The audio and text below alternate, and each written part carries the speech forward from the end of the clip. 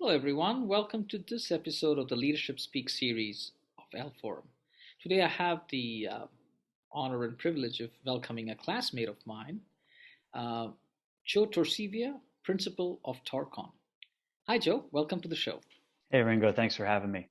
My pleasure, Joe. Really good to see a classmate on the show, and it's great fun, getting your insights and thoughts on entrepreneurial leadership.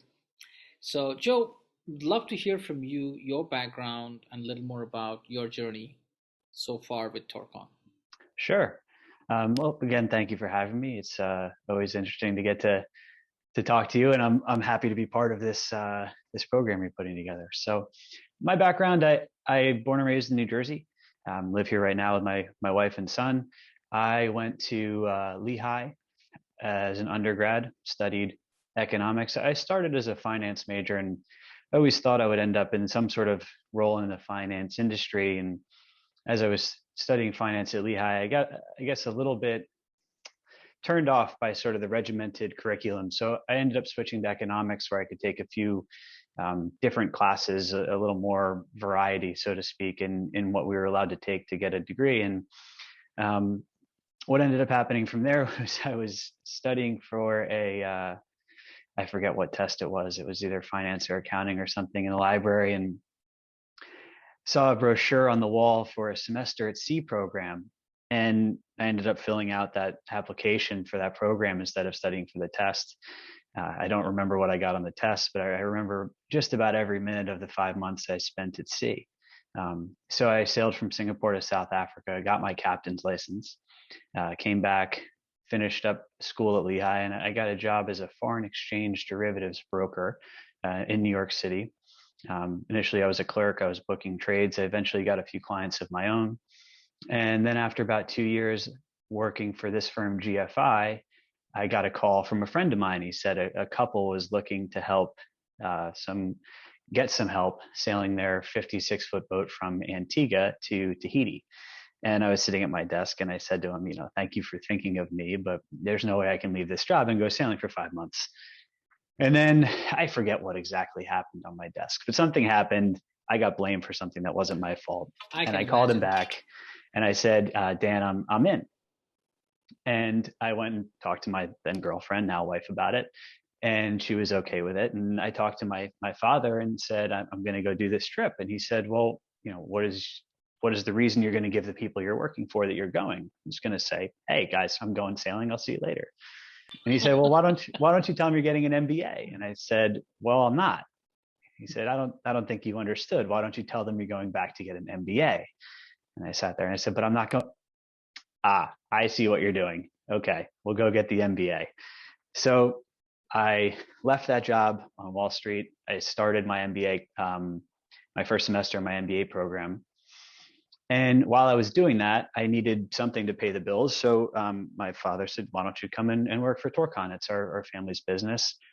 I never really thought I would end up here. I don't know why. Maybe it was the How many idea years of, back was that, Joe? geez. So I started my MBA in 2013. So that's, yeah, I think the fall of 2013 is when I started working for Torcon. So almost Wow. 8 years. Um, and I just never thought I'd be here. I don't know if the reason was I didn't like the idea of having my dad as a boss, or I just, I don't have an engineering background. Mhm. And so I started, and man, I just fell in love with it. It was a new challenge every day. The impact we're able to have on our community and the world around us is unbelievable.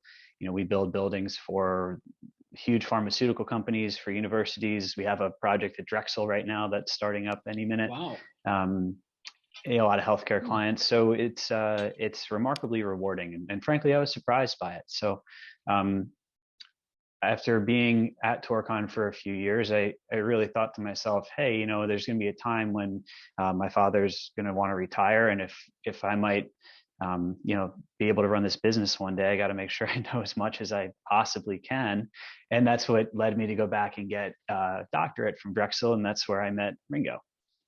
Yeah, and that's where our paths crossed, and it's been an immensely fun and joyous relationship and association so far.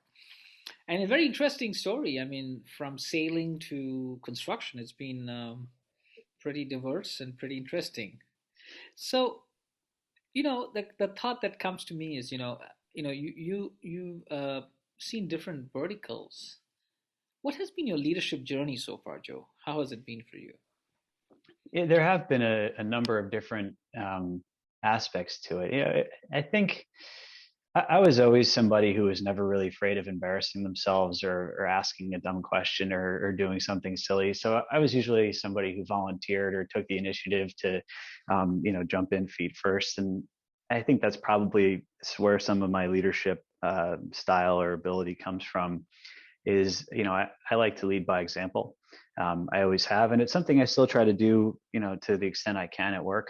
Um, it's a bit different for me now because the majority of the people I work with are a lot more experienced than I am. I'm 34.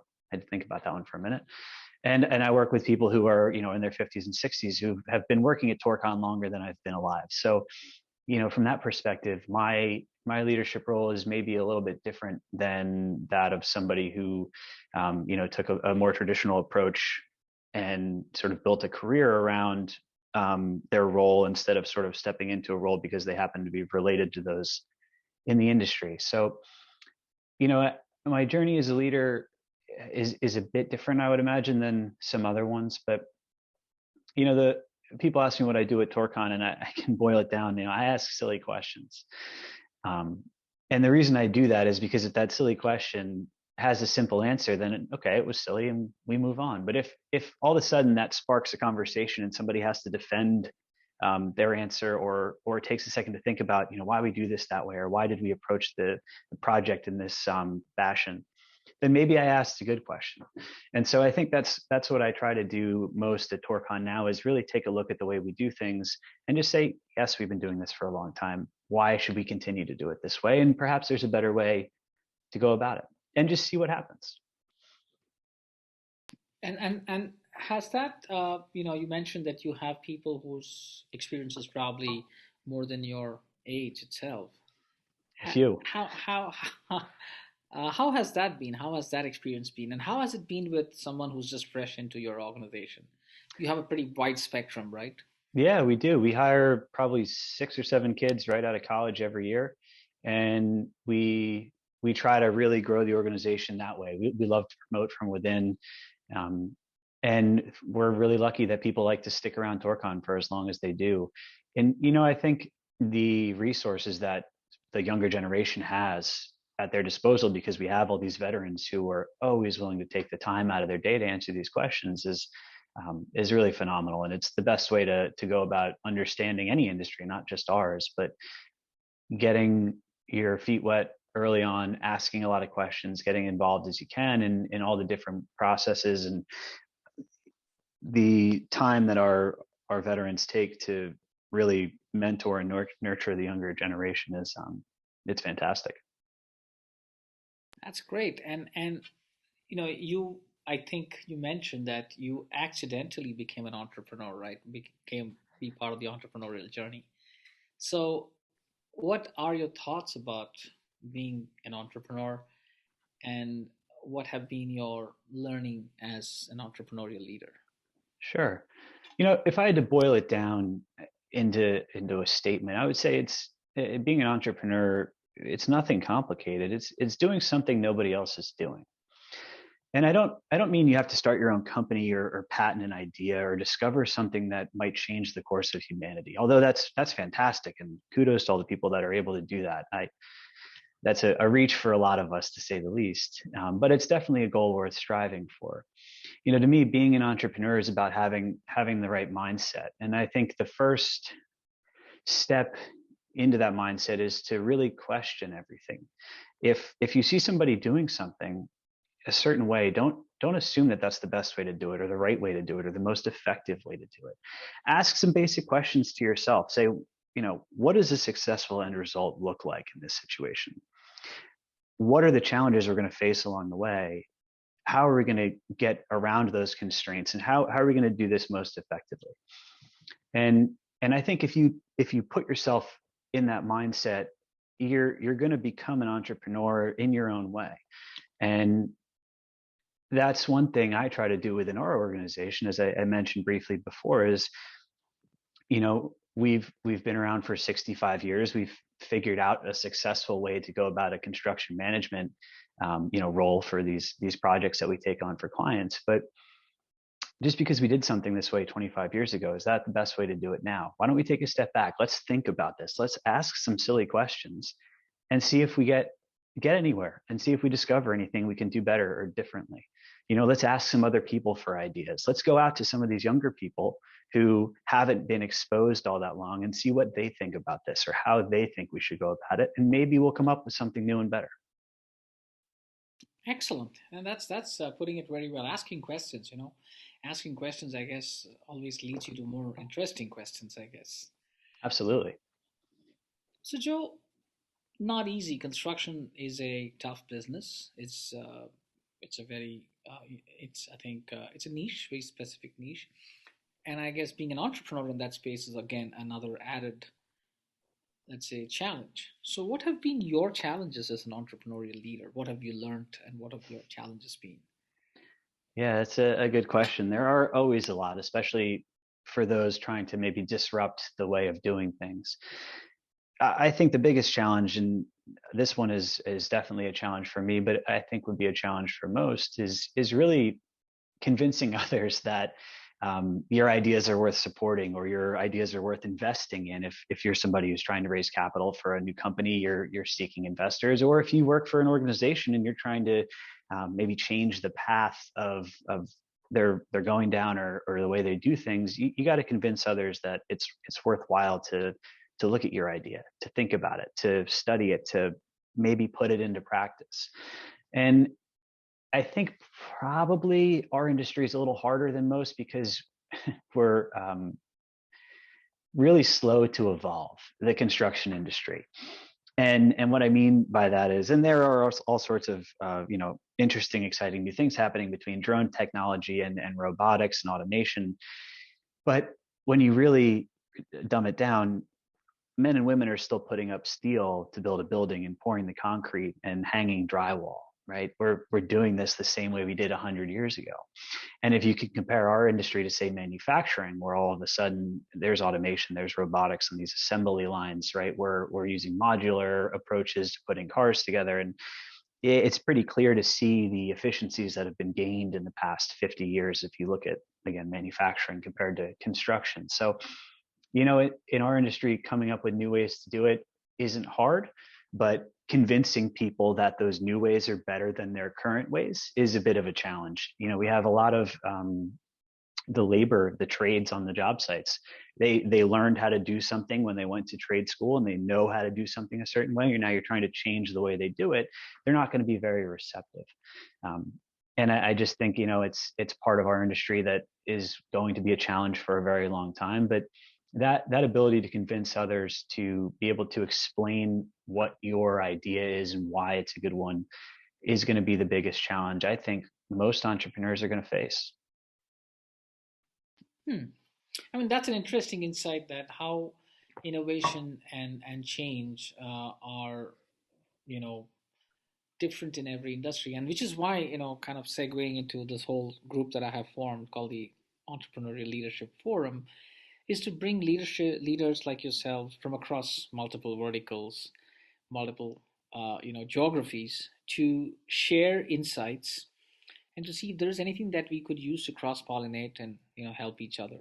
And so, needless to say, you being my classmate, I would love you to be participating more actively in the group, and hopefully bring you on to more conversations and maybe even panel discussions in the future. So yeah, that's a very interesting insight about how your industry is unique in terms of adaptation to change and so on. So given that, Joe, my last question for today is, what would your suggestion, advice be to someone who's foraying into an entrepreneurial journey? I mean, so sailboat to entrepreneurial journey. What would be your advice? I think if I didn't take some of the risks I did, I wouldn't be where I am. So I think my number one piece of advice would be to don't worry too much about it. If it seems like it's a bit of a risk, take the leap, have some faith in yourself, and be open minded about it. It's pretty easy to find something comfortable and continue to do that, it's hard to really get the motivation to want to try something new or change the way you're doing things. Um, my biggest piece of advice is just trust yourself and have confidence and don't be afraid to take that leap, because more often than not, good things come out of it. Excellent. That's very well said, and which is why you and I took the leap to do a doctoral program, I guess. So Yeah, I'm not so let's. sure how that. We'll get through it. We will, absolutely, we will.